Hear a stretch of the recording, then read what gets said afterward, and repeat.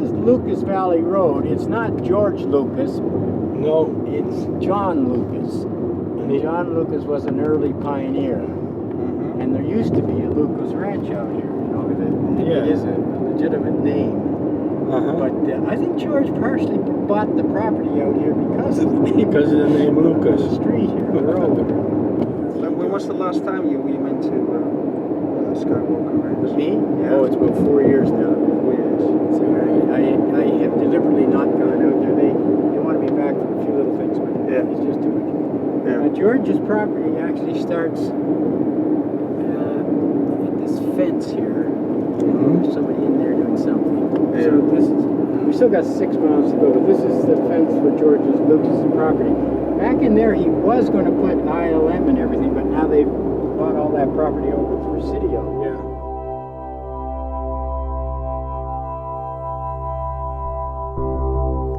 George Lucas is not a technical guy, but he has these ideas that this should be possible.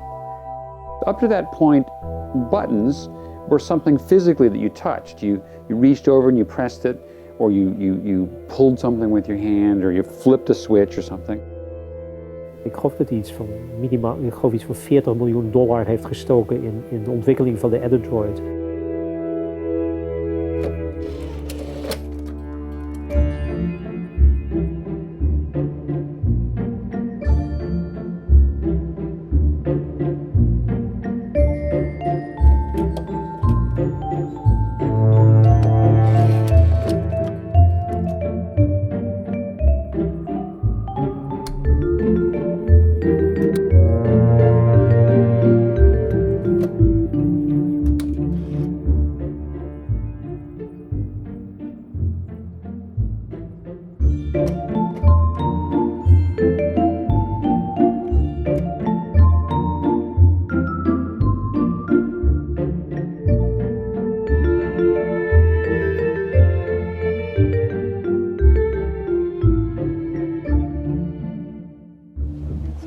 He's been to New York and Chicago and up through Canada and down to Texas. I was a sound engineer. 1984. And I was a specialist in sound. And he's been to the Lucas Ranch many, many, many times. They know it. I have several patents in the electronics area in devices relating to sound.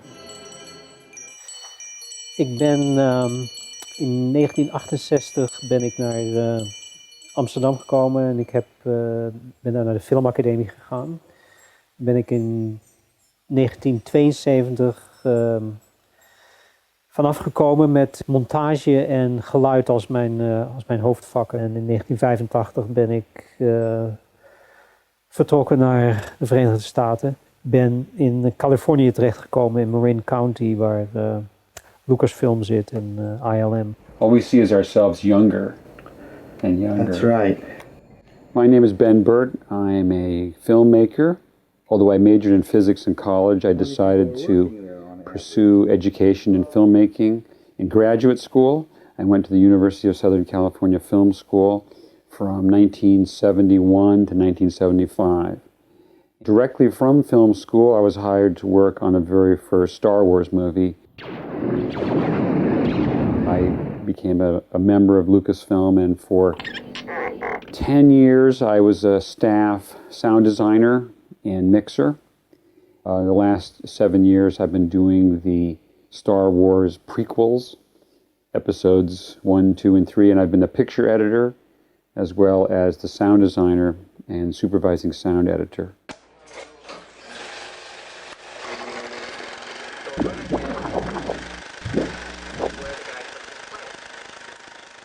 George Lucas is not a technical guy, but he has these ideas that this should be possible. He's the kind of filmmaker that really wants to have control over everything. And the older technologies required a very large supporting team, many different specialists in many different areas to make a movie. And he'd really like to be able to do it all himself. He loves to experiment. He loves to try a film many, many different ways. the cut many different ways before he'll settle on something. So to him, he's always wanted alternatives.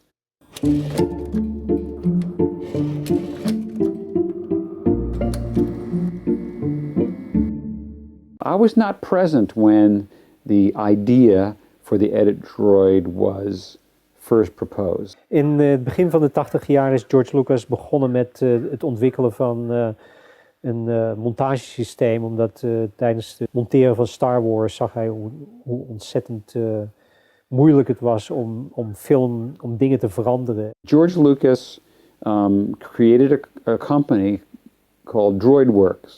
They were to develop a computer controlled or nonlinear sound editing system called the Sound Droid, and a nonlinear editing system called the EditDroid. One of the engineers who worked on the One Flew Over the Cuckoo's Nest knew me, and he asked me out for an interview at the ranch, and I became the EditDroid coordinator, which was a sound droid to begin with, and then the EditDroid, it developed from that.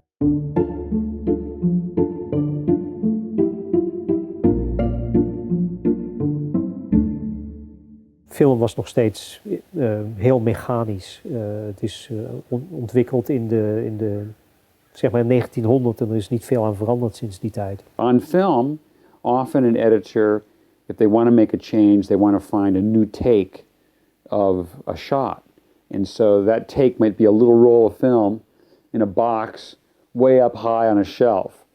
And to find it, you would have to look it up in a catalog, get a ladder, climb up the shelf, pull the box down, open the box, take the tape off, take the film, roll it onto a reel, then look at it and say, oh, I don't want that one, okay? And that task might take 10 minutes. He set up this group and said, get the job done. Ik geloof dat hij iets van $40 miljoen heeft gestoken in de ontwikkeling van de EditDroid. En uiteindelijk heeft hij dat geld natuurlijk nooit teruggekregen, maar ja, dat was niet voor hem belangrijk. No one came and sat on my back and said, don't buy this or don't buy that. I mean, we bought Sun computers in those days. We bought tape machines. We bought the disc players. We had to stay within certain constraints, I guess. I don't recall ever feeling that there was a budget restraint on our development. I talked to dozens of editors. And my first job was simply to talk to these people, make sure that we came up with a picture editing system that would transition from moviolas and chems and traditional cutting machines into the digital world.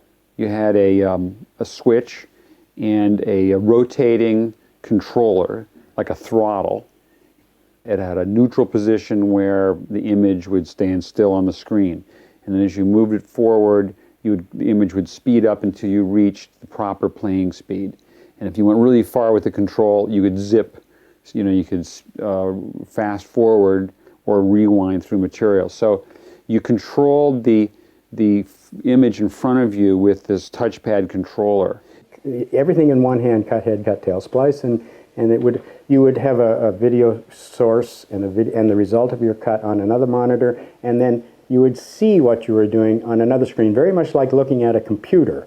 You had a graphical interface which had a timeline, and you had a picture track, and you had 2 audio tracks. Editors in that time were, back in the 80s, the early 80s, mid 80s, were very leery of digital type editing or anything that wasn't pure film.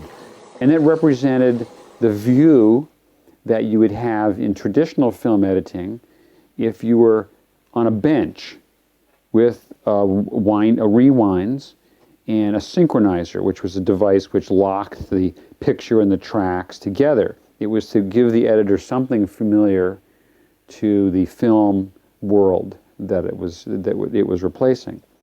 Het probleem met de EditDroid is altijd geweest dat het gebaseerd was op videotechniek, dus op tapemachines. Met tapemachines is het nadeel dat ze vrij langzaam zijn.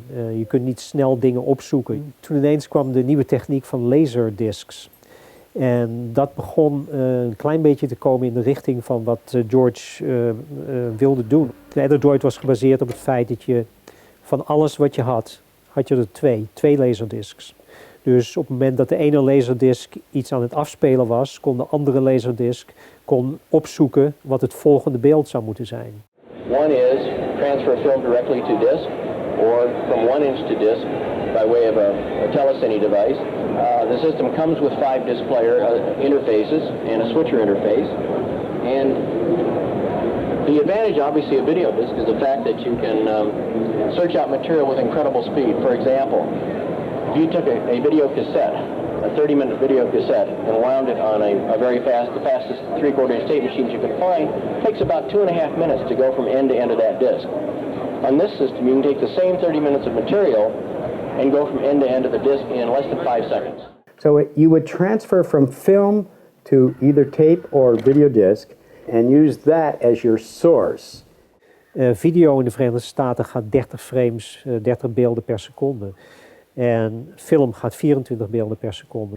EditDroid is degene geweest die dat probleem heeft opgelost. Omdat zij konden aangeven wat het echte filmbeeld was. You would then be able to run it and cut it. You would be able to splice it together. And these are very easy to do these days with computers, but in those days, this was all new.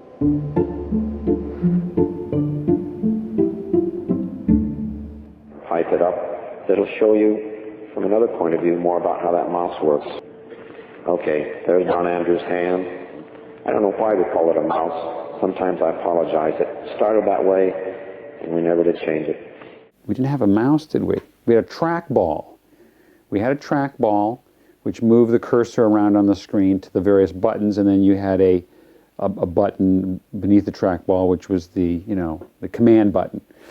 And it all seemed very strange because this really was before we had home computers. Up to that point, buttons were something physically that you touched. You reached over and you pressed it, or you pulled something with your hand, or you flipped a switch or something.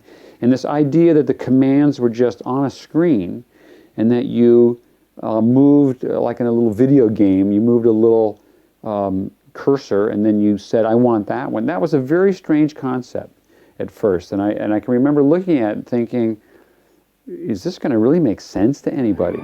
EditDroid is a picture editing system so easy to use, so transparent, that editing choices are limited only by imagination. Toen ik dat machine voor de eerste keer zag, dacht ik, dit is de toekomst van montage. You found it in the database, and you clicked on it, and within a few seconds, you had that shot to review on the screen. So that you saved an enormous amount of time searching for material because it was all logged and then very accessible very quickly. It eliminated the hunting and the searching and the climbing up ladders to find boxes or going into the bottom of your trim bin to find one frame from the week before that you had left out. What the EditDroid does would keep track of all your cuts and then be able to go back to film and accurately say, okay, here's how you cut the film, put it together, and then we'd screen it. Yeah, you can see it works pretty well. You may have to stop here. I think it'll open. I don't think you have to. Just drive up a little bit, just see if it opens. Yeah. Okay, and your name, sir? Sinclair, John Sinclair.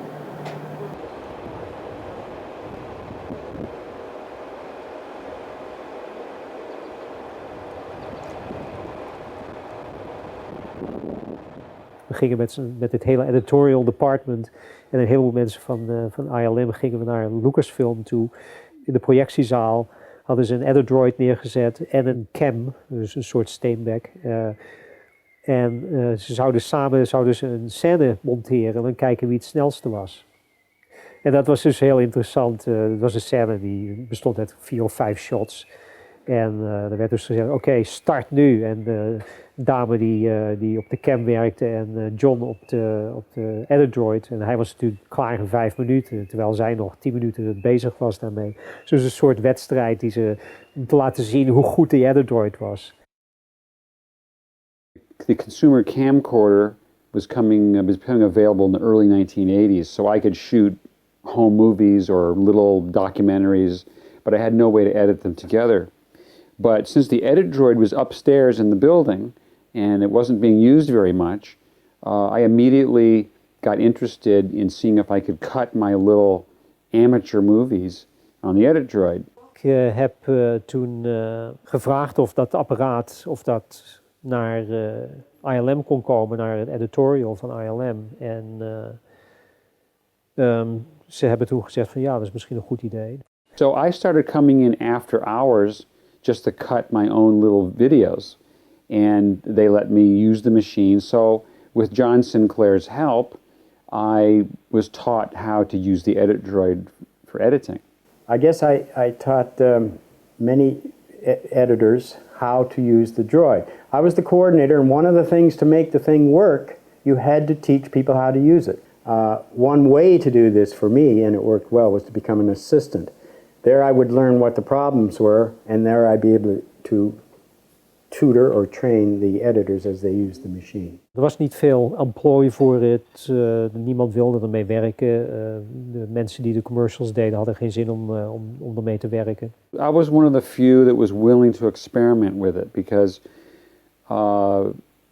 you know, I wasn't so proud of my editing ability that I didn't worry about making mistakes or having the system crash or having it fail in front of the producer, that sort of thing.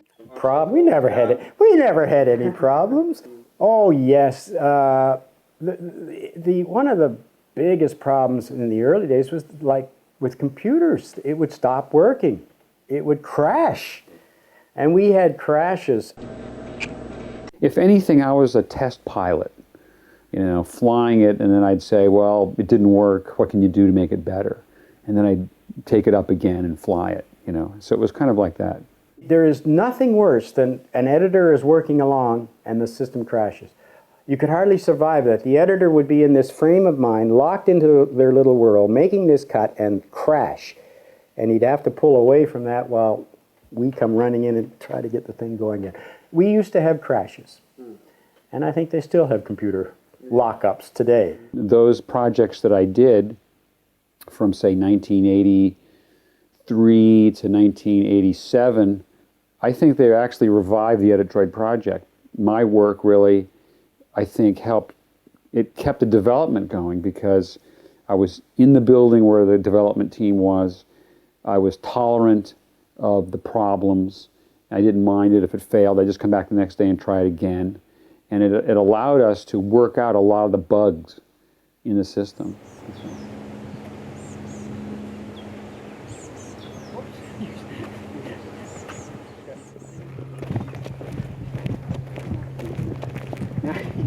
This is another strip. When you're cutting on film, you have an awareness that you have limitations because you know that it takes a long time to assemble a scene. It's difficult to change and trim. Therefore, I think you spend a little more time thinking ahead of time about where you're going to make your cuts. Er zijn wat editors, net zoals Walter Murch, die zei van nou, als ik film aan het oprollen was, dan had ik altijd de beste gedachten. En als ze dus tegen mij zeggen van heb jij dat niet, dat je film beter vindt? Ik zeg, dat vind ik dus metafysische BS, metafysische bullshit, want het heeft niks te maken met het vak. Het is... als je aan het rollen bent, als je aan het omspoelen bent en je krijgt dan een goed idee. Jezelfde idee kun je krijgen als je even opstaat en naar de wc gaat of zo, weet je. Met film ga je dingen veel minder proberen omdat het zoveel tijd in beslag neemt. Met een EditDroid kun je zeggen van nou, laat ik eens even proberen of ik deze scène op die manier in elkaar kan zetten. En als je dan zegt van nee, werkt niet zo goed, dan ga je terug en begin je op een andere manier. I learned very quickly and I know a lot of the skills that I acquired was because I had this tool which allowed me so much exercise. So I was able to spend my time editing, not hunting and searching for things. De EditDroid en het elektronisch monteren heeft mij dus echt een betere editor gemaakt, vind ik. Ik kan nou alles doen wat ik wil doen. Als ik bedenk hoe ik een scène in elkaar wil zetten, dan is dat geen enkel probleem, want ik kan het doen.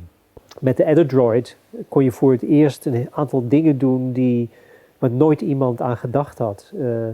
Als iemand de verkeerde kant op kijkt, dan kun je het beeld spiegelen en dan kijkt hij ineens de goede kant op. When you cut and splice or cut and paste, eventually the film materials wear out. They get dirty, they get scratched.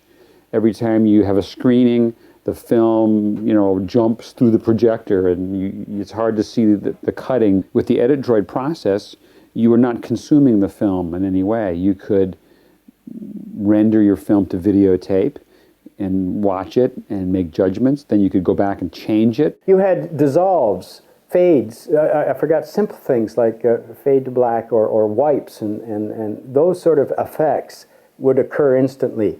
You didn't have to wait, like with film where you wouldn't see those until after but you could see them on the droid, so you could see what a fade to black looked like or a dissolve and you could experiment with those right live, so to speak, as you're cutting. Officieel kon je die dingen vroeger ook doen, want je kon natuurlijk een optical maken, maar het nadeel daarvan is dat je moet wachten. Je moet kijken van misschien is dat een mogelijkheid dat ik die optical kan maken en dan moet je het negatief uit de roller laten halen, dan moet het opgestuurd worden naar het laboratorium, die moeten het in een optical printer doen, die moeten het omdraaien, dat moet weer ontwikkeld worden en dan krijg je het terug en dan doe je het erin en zeg je het werkt toch niet. En ondertussen zijn er 2 weken voorbij.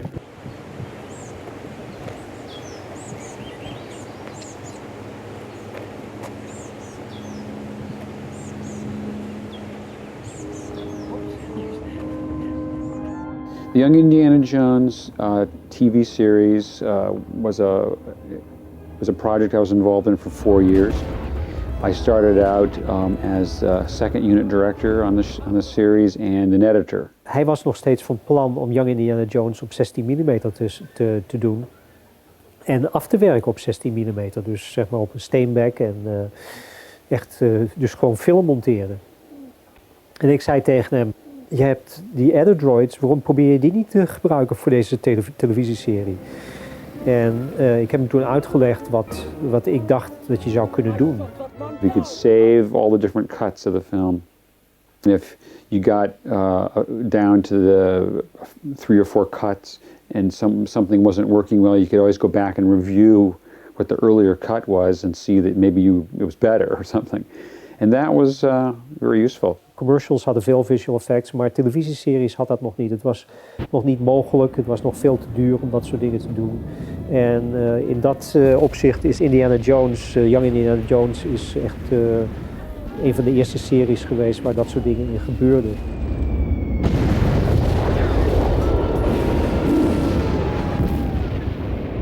I thought it was very successful, the editorial work on the droids. The shows were done very quickly. We couldn't waste a lot of time cutting and recutting. You had to get shows done in, 6 weeks or something. I think we had a pretty short schedule. And with the droid, we were able to accomplish that pretty comfortably. I directed a show called Attack of the Hawkmen, which was a story of the World War I aviators. It had a lot of aerial photography, airplanes, fighting in the sky, a very hard thing to do on a TV show. And I shot the whole movie, but I didn't shoot any airplanes flying because there weren't any that we could find. And so to finish the show, I took little model airplanes and put them on sticks. And I went outside and just filmed with my video camera the planes flying against the sky. And I did all the things that I wanted the planes to do. And I transferred that into the EditDroid, then cut the scenes together, and I could make the action work. I could then show that and say I need exactly 110 shots, and here's what each shot will look like to work. And in the EditDroid, I could chroma key the planes against sky. I could do lots of things to create a temporary shot that was a proof of concept, something you couldn't do on film. And this was really useful, and it actually opened up the whole door to how Star Wars is done, because George Lucas saw the ability to invent new material in the editing room to sit there and look at the scene and say, okay, well, wouldn't it be nice if we really had a wide shot with the spaceships coming through, and, you know, it would be a whole new idea, and how can we see if that'll work? Well, we could create that shot on video somehow, a representative version of it, put it right into the cut, and he could see it. Then I got hired to edit 2 IMAX films. The IMAX films are shot on 65mm film, but they make a 35mm reduction, and then you would cut the 35 just like you'd cut a feature film. And so I thought it might be worth an experiment to see if we could use the EditDroid for some of the scenes as an experiment. And we made it work. We actually were able to cut about 10 minutes of the 40-minute IMAX film on the EditDroid. And so it worked successfully. Het was een perfect systeem, het werkte perfect. Maar Avid die was flink aan de weg aan het timmeren met, ik geloof dat ik in 1987 voor het eerst een Avid heb gezien. I'd like to show you the system right now. Maar ze hadden nog niet opgelost hoe ze dat moesten doen met film. Dus Avid was heel belangrijk voor video en alles wat er in de televisiewereld gebeurde, maar ze hadden absoluut geen idee hoe ze in de filmwereld konden komen. The connection between Avid and the EditDroid is a bit of a mystery to me. Now, there may be some people that know the answers to it. Why the Avid succeeded and the EditDroid didn't is we didn't have the large mass storage devices. Op een gegeven ogenblik had George geen zin meer om geld te investeren in die EditDroid. En toen Avid om de hoek kwam en liet zien dat ze met harddrives en met hun software alles een beetje beter konden doen, dacht hij van nou, als ik dat integreer met wat ik al bedacht heb, dan hebben we een zeer goed montagesysteem. We were running with discs, laser discs, and tape machines, not mass storage. Avid came in and they had that, and that was powerful. You could then store everything in memory, in digital memory, like a computer. And that was strong, and it was faster, and it became more reliable. And so it was a timing, technology, timing involved. And I think the Droid, George's concept was just a little ahead of its time because we didn't quite have the technology to do exactly what Avid then was later to do. My recollection is that because the EditDroids weren't being sold to many customers, that as a business venture, it failed. Dus hij heeft de EditDroid verkocht aan Avid en heeft een aantal aandelen van Avid gekregen. Omdat ik een van de weinigen was die echt alles wist van de EditDroid, ben ik met een EditDroid naar Tewksbury in Massachusetts gegaan, waar Avid, de hoofdkwartier van Avid is. En ik heb daar 2 weken aan alle technici van Avid uitgelegd hoe de EditDroid werkte en wat het goede systeem was van een EditDroid. Yeah, our work was over. Yeah, that was it. I think it was almost that simple. The droid just disappeared. I just like this building. But I'll never forget my first time walking in here. What do you do? Okay, here? Yeah. You want the entire house? Yeah, don't go zooming. Okay? Yeah. One more? That's okay. Just one more. I think I moved it. Oh, okay. I'll go the other hand, then I'll go. Yeah, this is sort of fun. Like I say, this might be my last time. Yeah. Today is extremely important because whole films, Star Wars Episode 3, are done digitally. They're shot digitally, they're cut digitally. It's important as in that sense that it was history, that it was a development. It had to occur, or we wouldn't have what we have today. De elektronische montage heeft een ontzettende invloed gehad op montagestijlen. It opened up a door to a whole world of creativity that we never could have discovered had we stayed on film, because film was too restrictive. Whereas using the video technology and then, of course, more recently, the digital technology that's available, you're able to do all of these things right on the editing platform itself. And you can make movies right in the editing room in a way you never could have done another way. And we were doing it on the EditDroid back, 20 years ago. It was a little more clumsy, but it worked. And that was where we saw the possibilities. Op het moment dat je eraan werkt, aan zo'n apparaat, heb je niet het idee dat je aan iets werkt wat revolutionair is en wat een heel belangrijke stap is in de ontwikkeling van de elektronische montage. Achteraf gezien denk je van ja, het is echt stom dat we niet zo'n apparaat bewaard hebben. En ja, dat is, zo gaan dat soort dingen. It's always sad for me when I see technology become obsolete. And over the years, I've seen the moviola disappear. I've seen the flatbed editing machines disappear. Occasionally, I'd see one in the trash or broken up and parts of it in the hallway somewhere.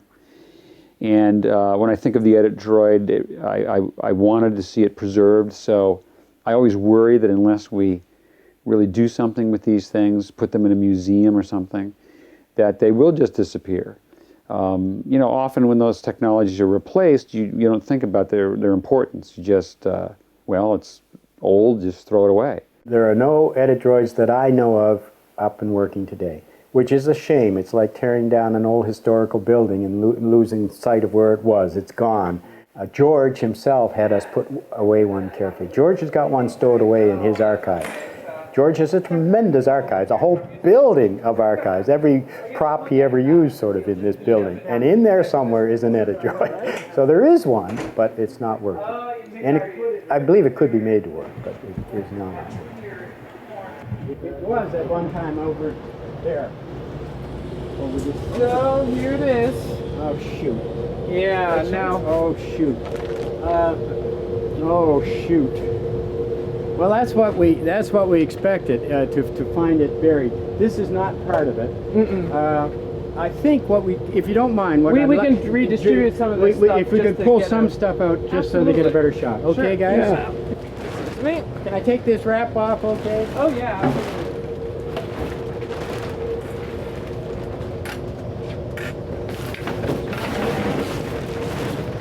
This particular EditDroid is one of the last two ever in service, and he probably has done a dozen or 15 films on this particular droid, especially the Young Indie series on this one. Now, it's not fair to what you, it's not, I don't like this picture at all because it is not fair. This is not part of it, but that is the droid, and can we see, let's Bruce, let's slide this out and see if we get it. Did that swing open? Yeah. A little bit. Oh yeah. Okay, that's the disc. The disc drives. And they're missing. That's usually full. But VD1, VD2, and the time-based switch matrix, a planet. Remember I told you there's a thing called the planet? Yeah. Connects to the Sun microprocessor. Yeah. That's the planet. That's the in-house developed control for the whole system. And the whole system, you could have many of these cabinets. They'd go down like half a dozen of them in a row, and we didn't save those, I guess. No. And I'm sorry, but here are the now. Where's the chem-like touchpad? Do you see a thing that looks like a control? No, really, it's a big disk drive thing. That's a disk drive. That's part of it. Yeah. But do you see? There's no. Oh, don't tell me the. There's no touchpad. No touchpad. The touchpad shows you the heart of the thing. Yeah. The thing that, with the knob and all that stuff. I'm sorry, there's not, I'd hate to try to get anything going on this. No, this snake, this is typical of the way we used to hook it up. This is just a huge table, but there used to be snake cables like this all over the place. And it used to be our job to get around and figure out how they connect. We take this to different places to cut a show. Oh, yeah. And then you'd have to hook up all these things. Oh, it's sort of sad. Let me out of here. I can't. I'm going to cry.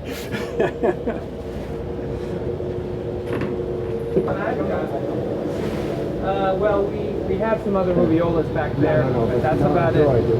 No, that's all we got here. Yeah. Oh, geez. I didn't leave it that bad. It was better than that when I left it there. That's just sad that it's just gone. It's part of history gone. They don't allow you out of here. I always think of things in a positive sense. I think the EditDroid was definitely the beginning of an era because it was the moment in which we stepped away from traditional physical film as our medium in which we work. And we began to go into the realm of really what has become the computer-controlled realm of production. And because so many things have been built on top of that idea now, that you can't escape the idea that the EditDroid was one of the very first devices to give us a glimpse of what would lie ahead in time. There you are. Thank you. See you later. Thank you. I would make it a beginning. I would make it a beginning. It did kill the moviola, and so it ended one and started another.